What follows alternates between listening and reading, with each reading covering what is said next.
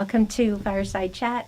So nice to be here today. It's lovely outside, and my good friend, returning champion, Tim Wojtyniak is here today.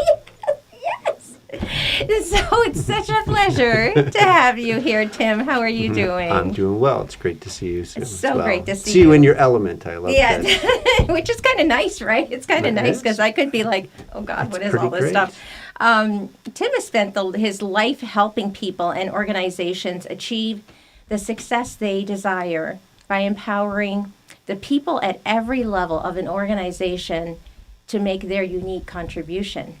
His ability to connect with people and to help them connect with others has opened doors to success on a career path that has included world-class businesses, entrepreneurship, as well as small and large nonprofits.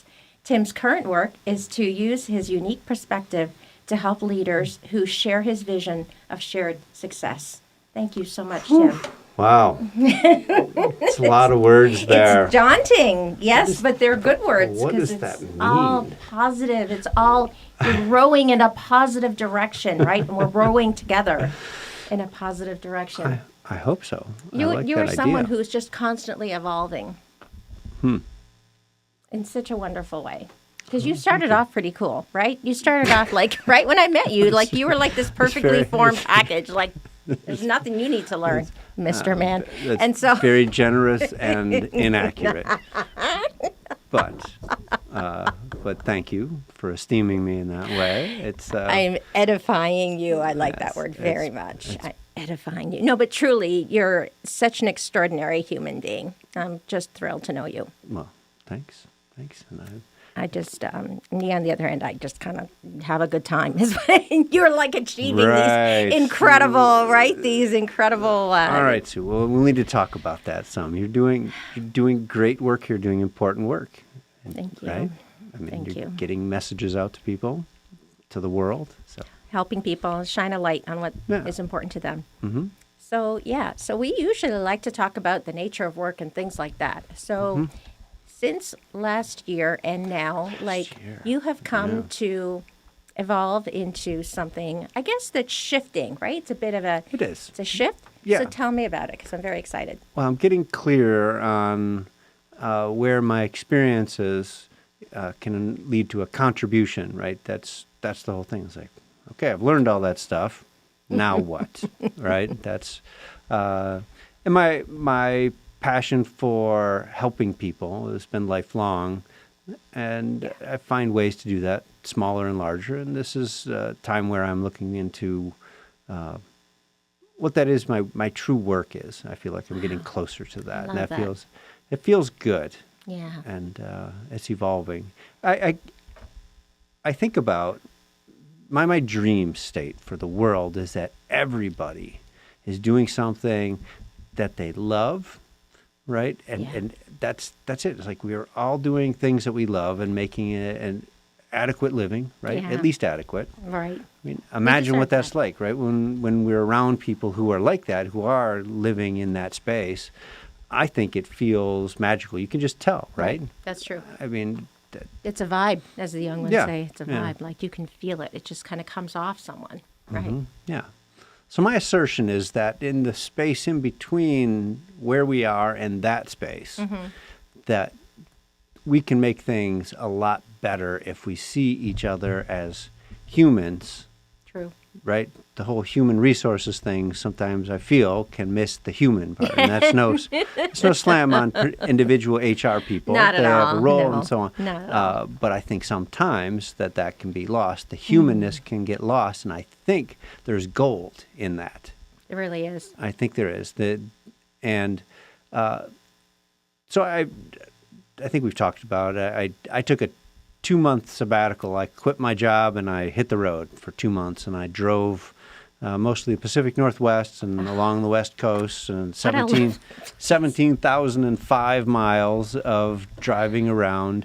And I enjoyed just interacting with people and talking to people, and I'd be in small towns and big towns, and just running into people, sit down. Hey, can I sit at your table while you're Oh, having that's breakfast? And we'd have lovely. it That's so lovely. and so really connecting with people. It was good stuff. And Takes a lot of courage, though. I think that's a very courageous thing. no, thanks. And it was great. And I learned a lot about people, not just on that trip, but I think throughout my life. And it really, I think, started with my dad. When I was, I must have been 8 or something. And my dad worked at a place that had big trucks. So, like, what could be better, right? So he'd go to the office on occasion on the weekend to check on something, and he'd take me with him. And I still remember that as he's walking up, the people in the guard shack knew him by name, and he knew their name, and they clearly had a relationship. It wasn't just that I know your name, but they talked about things. And over time, I came to see how he valued and interacted with everybody.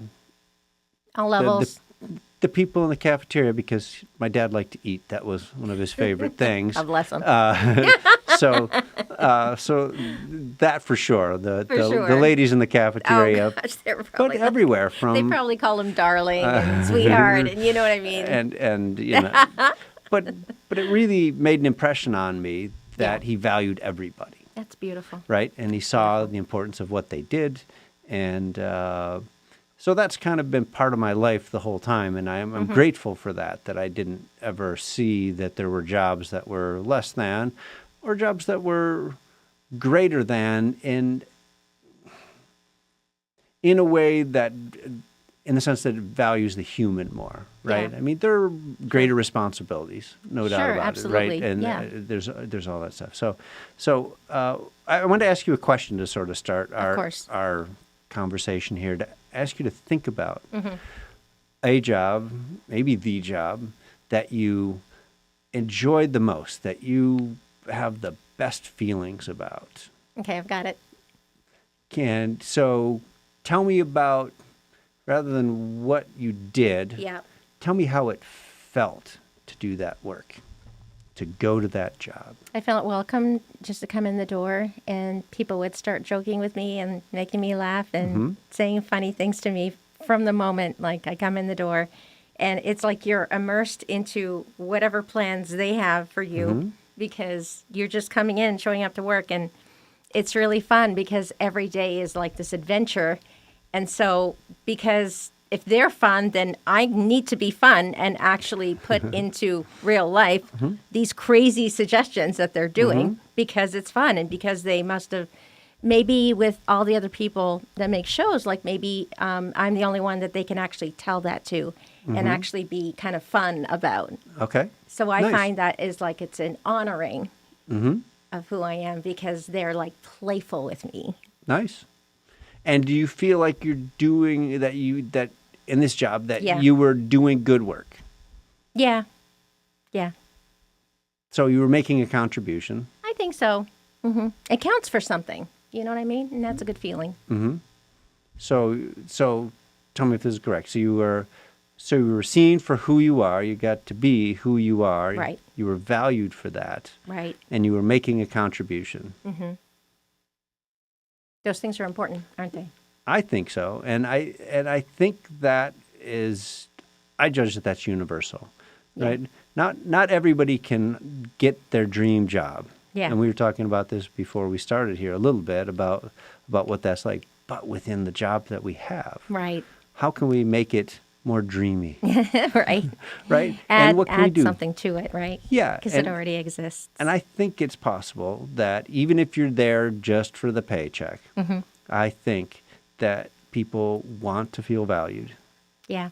For who they are and for the contribution they're making, whatever it is. So I've been thinking a lot about that and reviewing my past experiences and where the big wins were, right? What were the best jobs that I had? What were the most effective roles that I fulfilled for the company? Because not just me liking it, but was I doing a good job? Was I adding value? Right. And generally, those are the same jobs. And the the one that I come back to, I was in the role for a very long time, and it transitioned from being not quite my favorite job, but almost my favorite job, way up there, to a job that just didn't work for me. Shoot. It just didn't work for me. And those things that we just talked about went away, right? I didn't feel like my unique contribution made a difference. I didn't feel like I was adding value. And I remember how that felt to be like, okay, they're still paying me. They still want me here, right? They like, this could be great, I suppose, that I'm getting paid well, right. but I'm not feeling like I'm really making that big of a contribution. Was that the computer job? I'm going to be vague about this. Yeah, okay, no problem. No problem. That's all right. I just feel like I just connected with something. But it just went. It was a change in leadership and a change in directions. Totally There's so many different things that happened. Totally understand. And look, it happened for a reason, and Yes. that's all okay. My judgment is, at least in my job, and I think the people that I worked with, that there was a loss of feeling valued, Yes. and a loss of feeling like we were making an important contribution. And I don't think that was a win for anybody. Did other people feel the difference? I'm pretty clear that was the case. Yes. Yeah. Yeah.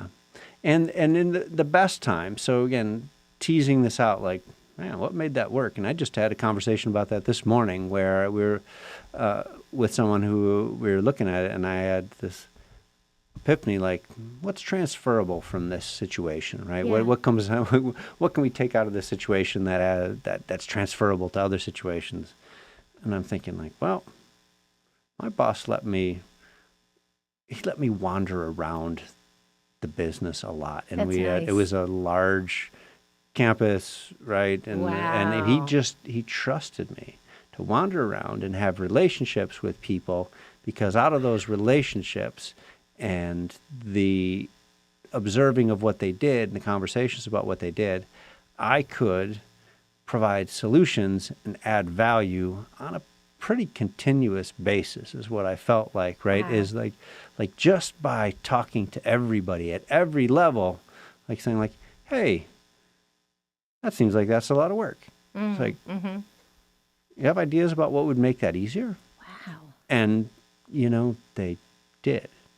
Because they do it all day, right? True. And so instead of saying, oh, here's what you should do, or You're constraining them with this structure that doesn't work for them, that's imposed externally, it's like, what if we ask them what would help, and we empower them right. to propose solutions and create solutions? What would happen? And I feel like I got to do that. Wow. And that was fantastic. And I think That's it was amazing. great for them too, because they were doing something they were good at. They had expertise, Yes. and they were seen. They were seen and valued, right? Yes. So, and one of the things I realized was I got to do that because my boss let me do that. And what was it that had him trust me to go wander around? I mean, I was gone from the office 60% of the time, maybe And he never complained, more. right? He just knew that you were learning, you were talking, you were Because I was optimizing. because I was producing results, Yeah, right? The yeah. time I was there, That's true. he knew that however much time I spent there, the end result was people telling him, was like, oh, this was so helpful, and Tim did this, and he helped us find a way to do that, and I love that, and it really is the culmination of what I like doing my whole life. Is like, I like helping people, Yeah. but I'm coming into a So better relationship with what that means. So I'm thinking about it, how is that transferable to other situations? And I think the central piece is it's not a mindset. I've been working on the language. It's not a mindset. It's not a mindset. It's not a strategy. It's No. not a tactic, because if it's any of those things, it's not deep enough. It's Yeah. I think it's even beyond culture. I think it's a bedrock principle, right? It's a deeply held belief that everybody needs to be valued for who they are and what they can contribute. So it goes all the way down to identity I think so. and belief, which is the deepest. Yeah, Who are you? right. And to be able to say, like, I care about who you are, and like, look, it's the work situation.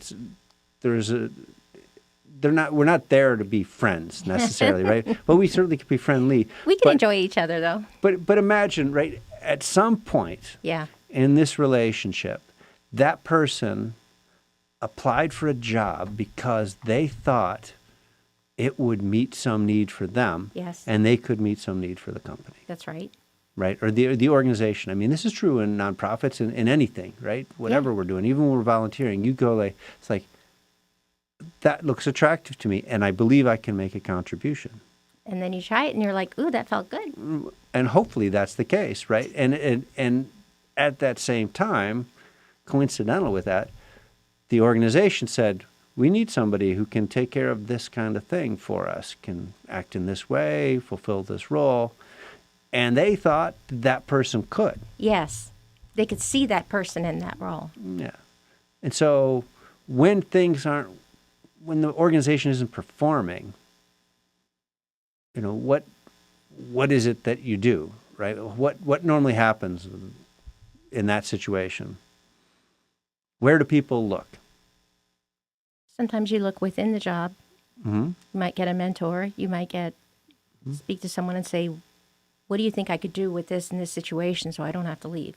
Mm-hmm. That would be nice. That would be the least amount of upheaval. Yep. Have you had success with that in any organization that you've been in where they internally provided that? You know what? It's like one of those things that they say that they will do, but when it comes down to it, and it's funny because like sales is sometimes the hardest jobs. Mm-hmm. So you can go from sales to like customer service and be good at customer service.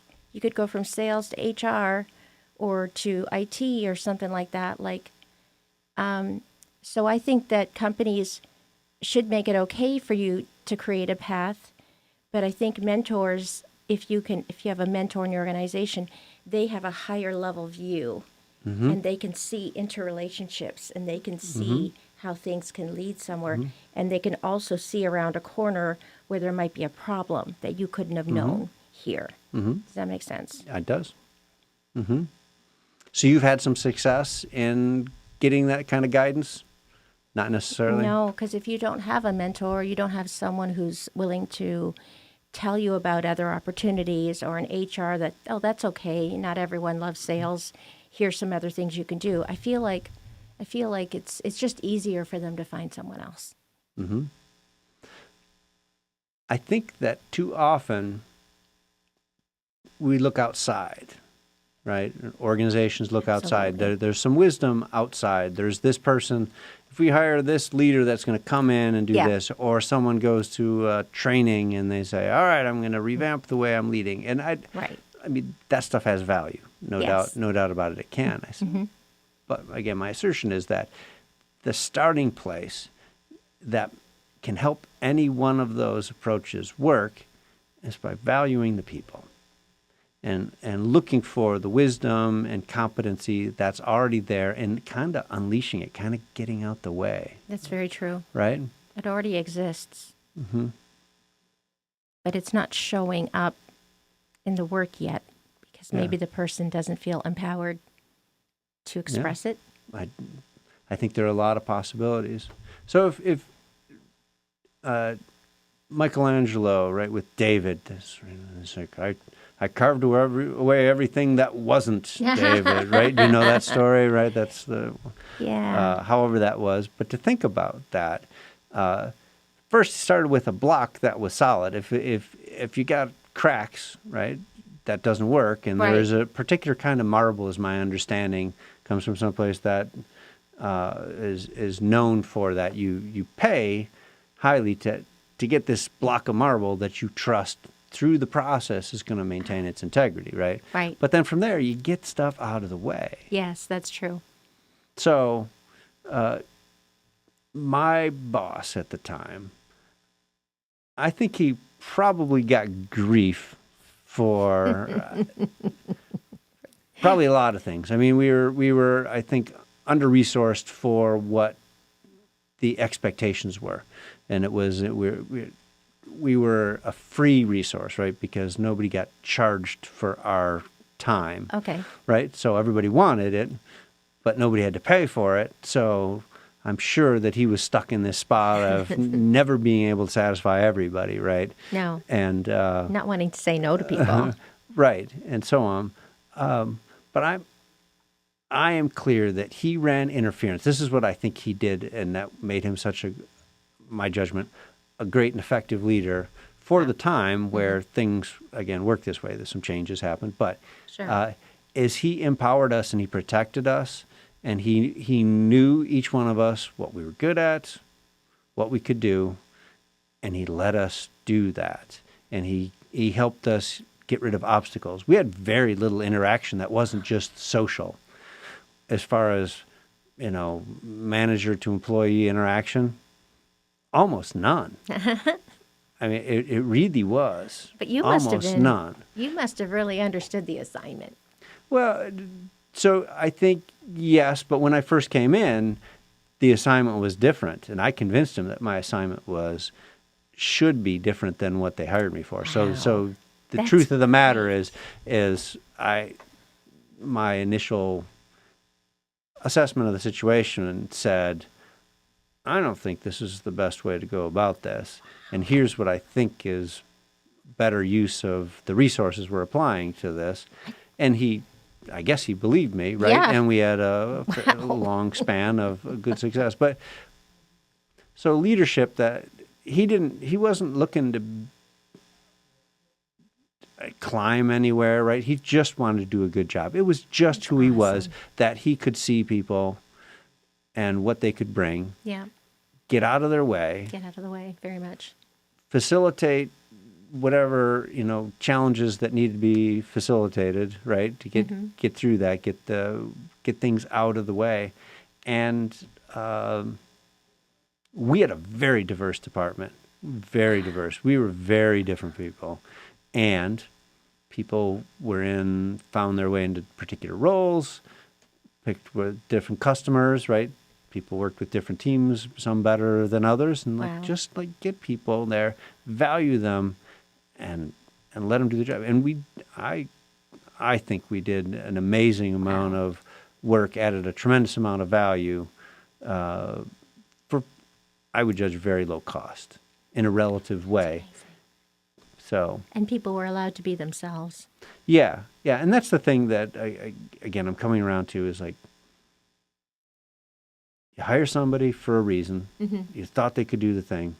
Are you letting them? Are you giving them what they need?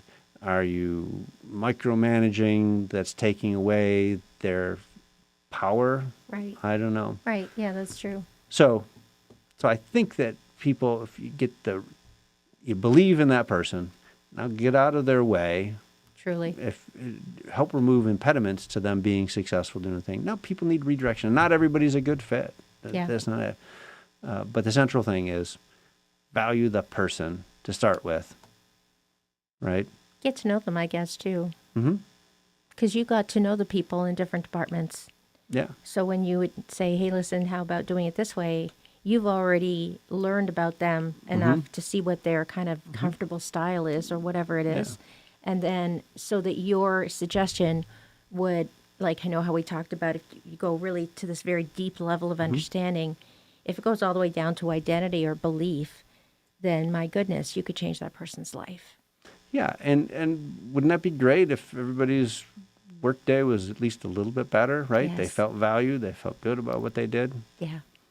That's that, and you're getting productivity benefits, right? Did the opposite ever happen? Opposite where? The opposite where you had a job where you weren't able to be yourself, maybe. I had at least one job where at least one job where it was not the right place for me, right? For what they needed. Yeah. There was a mismatch. And I was there for a limited time. And I'm glad you weren't there for I'm hoping that I had years. value. It wasn't painful. They were wonderful people. Yeah. But it was just like, this isn't what you need from me is not my thing. It's not. I can keep doing that, but ultimately it was like, it's not the right thing. So, and I do have a job where I was trained out of doing a good job. Trained out of doing a good job. That's interesting. So different motivations or different Yeah. something that they wanted from the job that wasn't apparent to you because but you must be very insightful. You must be very intuitive about the way that things work. Like you probably think in systems, which is great, but you also have this huge human element. You're an excellent listener. And you're always like analyzing things, but you never put anybody down. Well, I strive to not. I think I do value everybody. Like, here's an experiment for you, right? Ask someone to mop a floor with a string mop, right? Yeah, a lot of people. I don't think I exactly know what to do. I know you dip it in the bucket and then people sort of wring things out and then I don't know. Almost no one knows how to do that. Who does know how to do that? Our parents did, right? They didn't have a Swiffer. So, yep. So in the world of work, who does that? Cleaning people, Yes. custodians we used to call them, right? Right. They would have a great system for doing everything efficiently. Yeah, Right. it's beautiful to watch somebody Yes, it is. mop a floor well. Yes, it is. I mean, it's like what a strange thing, but No, but it's it is, wonderful. right? It's like It's art because Yeah. that's their creation. And if they've done this every day, then they have figured out the best, most efficient way to do it. and so for someone to say, "Hey, you need to mop that floor differently." You might be like, I have 3 reasons why I do it this way, and let me tell you what they are if you'd like to know. But how often does that happen? Where it's like, here's what you need to do. Instead of saying, "Hey, here's the result we need." Yeah, You know how to do this. right. Go do it. Yeah. Or, how can we be doing this better? How are you being held back by the circumstances of your job? Are you might not need given a the new right tools, materials?